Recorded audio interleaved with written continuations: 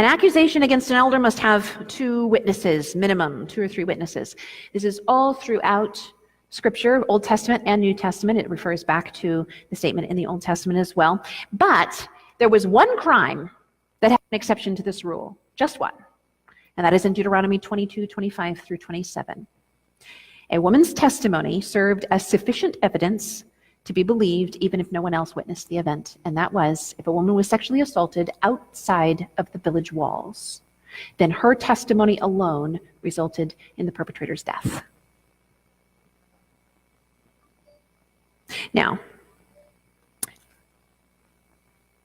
scholars assume that there would be additional forms of evidence, like if this girl had done this multiple times, we're going to be a little less likely to believe her, or there might have been torn clothing, or evidence of some other kind, some kind of physical evidence in addition to the testimony. So I'm not saying that just someone can just come up with something, concoct a crazy story, and every good guy in Israel got stoned to death. But the whole point is that if it inside, I really cannot move with this at all without it blocking out, can I? Change right here. So the whole point is that if a sexual assault happened inside the village walls, the assumption is that the girl would have screamed.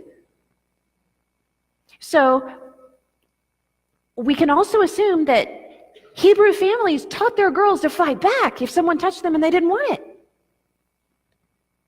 You can assume that when the law was read every 7 years, that every good Hebrew mother was reminded to teach her daughters to fight back, and every good Hebrew man was reminded that if he hears a girl screaming, it is his godly duty by law to come running and investigate and make sure that things are okay.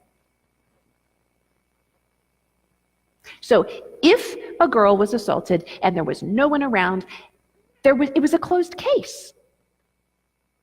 And that is the one exception to the 2 witnesses rule in the Scripture.